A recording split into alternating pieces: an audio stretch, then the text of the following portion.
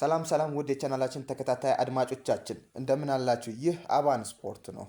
አባን ስፖርት ቻናላችንን ሰብስክራይብ በማድረግ ትኩስ የሆኑ ስፖርታዊ መረጃዎችን ቤተሰብ በመሆን ያግኙ እያለን የደውል ምልክቱን በመንካት ስፖርታዊ መረጃዎችን በጊዜ እንዲደርሳችሁ ያድርጉ። በተጨማሪም ላይክ በማድረግ ለሌሎች ተደራሽ እንዲሆን ማድረጋችሁን እንዳትረሱ። በሌላ በአውሮፓ ሻምፒዮንስ ሊግ ጨዋታ ቼልሲ ከሜዳ ውጪ ተጉዞ አትላንታን የሚያስተናግድበት ጨዋታ የምንመለከት ይሆናል። ቼልሲ በሻምፒዮንስ ሊግ በሰባተኛ ደረጃ ላይ የሚገኝ ቲም 10 ነጥብ ይዞ በእርግጥ ሁለቱም 10 ነጥብ ይዟል።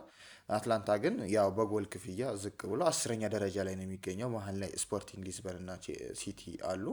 ሁለቱም 10 ይዟል ከቼልሲም ጭምር እና በጎል ክፍያ ነው ተበላልጠው ቼልሲ 7ኛ አትላንታ 10ኛ ላይ የሚገኘው እና ስለ እነዚህ ጨዋታ ምን አይነት እይታ አለ? ማን ያሸንፋል የሚለውን ቅድመ ግምትን እና እስቲ ፕሪቪውን እስቲ ያስቀምጥልን። ቼልሲን ስናነሳ በጣም ብዙ ነገሮችን እናነሳለን በቼልሲ ጉዳይ።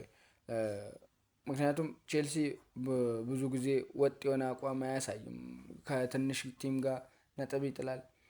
ትንሽ ቲም ሲባል ትንሽ ቲም ስንል ያው በደረጃ ሰንጠረጁም ባላቸው ስታተስ እና ቅድመ ግምት ሞር ለቼልሲ የሚያደላበት ጊዜ በዛን ሰዓት ነጥቦችን ድሮፕ የማድረግ እንትን ይታይበታል። ይህም ደግሞ የማሬስካ ችግር ነው ብዬ አስባለሁ። ምክንያቱም አንዳንዴ ተጫዋቾችን ፎርም የመቀያየር ስትቀይር አሁን ለምሳሌ አንድ ቲም ሙሉ ስኳዱን ቤንች አያደርግም ተጫዋች ስትቀይር። አሁን ለምሳሌ ባለፈው በኖርማሊ ስንመለከት የቼልሲን ጨዋታ በሊድስ 3-1 የተሸነፈበት ጨዋታ ማለት ነው።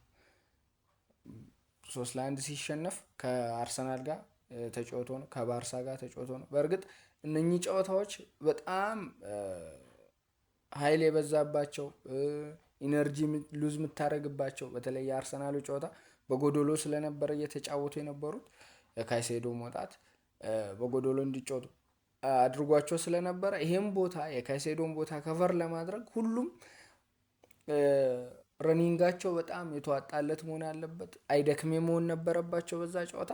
እሱንም አድርገው 1 ነጥብ ከአርሰናል ወስደዋል እና በዛ ጨዋታ ላይ ያሳዩት ፐርፎርማንስ ኢነርጂ ሉዝ የሚያስደርግ ነው። በጣም ብዙ ኢነርጂ የምጨርስበት ነው። ተጫዋቾችንም ይጎዳል እኮ ጎዶሎ ስትሆን የአንድ ሰውን ቦታ ከቨር ማድረግ ምን ያህል እንደሚከብድ ብዙ ጊዜ አይተነዋል።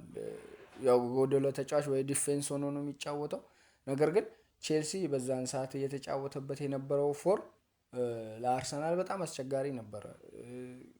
የሴት ፒስ ኳሶችን እንዴት ሲከላከል እንደነበረ አውርተናል። ከዚህ በፊትም 3 ተጫዋቾችን ወደፊት ለቆ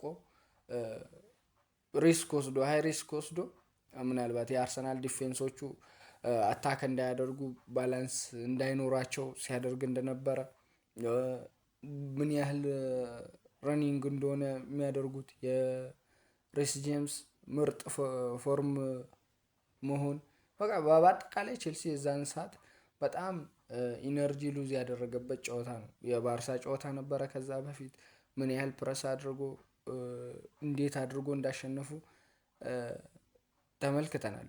በጣም በ2 ቀን ልዩነት በ3 ቀን ልዩነት የተደረገ ጌም ስለነበረ ኢነርጂ በደንብ ራሳቸው ተጫዋቾች ናቸው የተጫወቱት። ኤንዞ ማሬስካ ለትልቅ ቲም ምን ያህል ዝግጁ እንደሚሆን እናውቃለን። ብዙ ጊዜ የትልቅ ጌም ሲሆን በደንብ ተዘጋጅቶ የተቃራኒን ቲም ያላቸውን ኳሊቲ እና ያላቸውን ድክመት በደንብ የሚረዳ አሰልጣኝ ነው እና ለዛም ዝግጅት አድርጎ ነው ጌሙን የሚያደርገው እና ነገር ግን ለትንንሽ ቲሞች ምን ያህል እንደሚቸገር ተመልክተናል። አሁን ከሊድስ ጋር 3-1 ሲሸነፉ ሙሉ ቲሙን ነው ስኳድ ሮቴሽን ሲያደርግ ማለት ነው ሙሉ ቲሙን ቀየረ።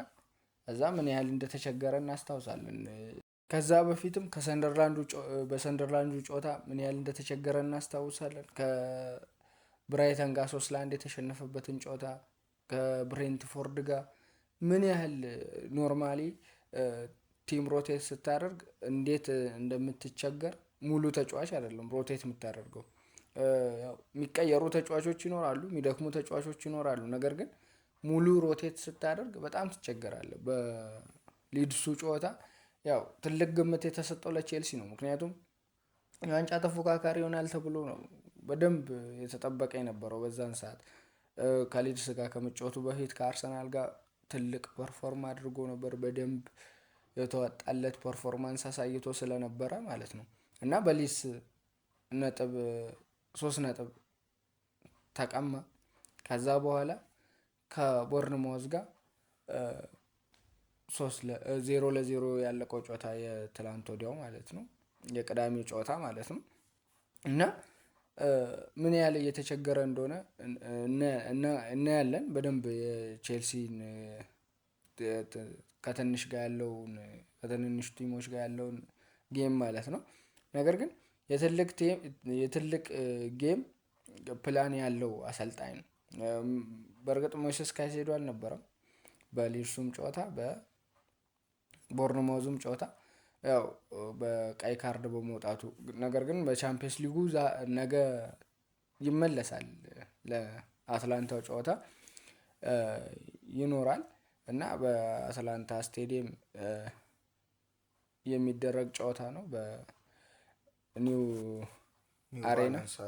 ባላንስ አሬና ስቴዲየም የሚደረግ ጨዋታ ነው እና ሁለቱም በቻምፒየንስ ሊጉ 10 ነጥብ ነው ይዘው የሚገኙት። ያላቸው የጎል ክፍያ በጎል ክፍያ ምክንያት ቼልሲ 6 ንጹህ ጎል አለው። አትላንታ 1 ንጹህ ጎል ይዞ ነው 7ኛ እና 10ኛ ደረጃ ላይ የሚቀመጡት። ይሄም ጨዋታ ደግሞ 8 ውስጥ ላይ መግባት ትልቅ ፉክክር የሆነ ምናልባት ቼልሲ ትልቅ ግምት ይሰጠዋል በዚህ ጨዋታ ላይ።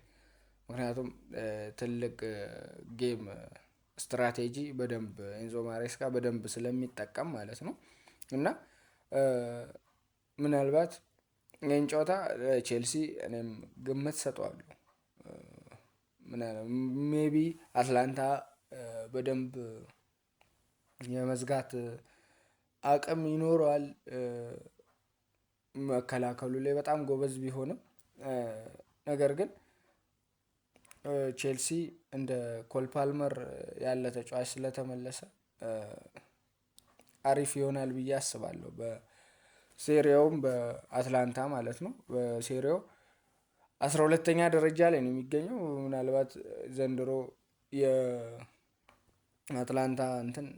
ትንሽ አቋሙ እየተበላሸ ያለ ነው። በዚህ ምክንያት ለቼልሲ ግምት ሰጠዋለሁ። እስከ ፕሮግራማችን ፍጻሜ ድረስ አብረናችሁ የቆየ ነው። እኔ አኒስ አህመድ እና አብርሃም ዳንኤል ነበር። አብራችሁን ስለነበራችሁ ከልብ እናመሰግናለን። ሰብስክራይብ ያላደረጋችሁ ሰብስክራይብ አድርጉ። ሰብስክራይብ ያደረጋችሁ ደግሞ ተጨማሪ መረጃ እንዲደርሳችሁ የደውሉን ምልክቱን ተጫኑ። የዛሬ ፕሮግራማችን ይህን ይመስላል። መልካም ቀን ይሁንላችሁ።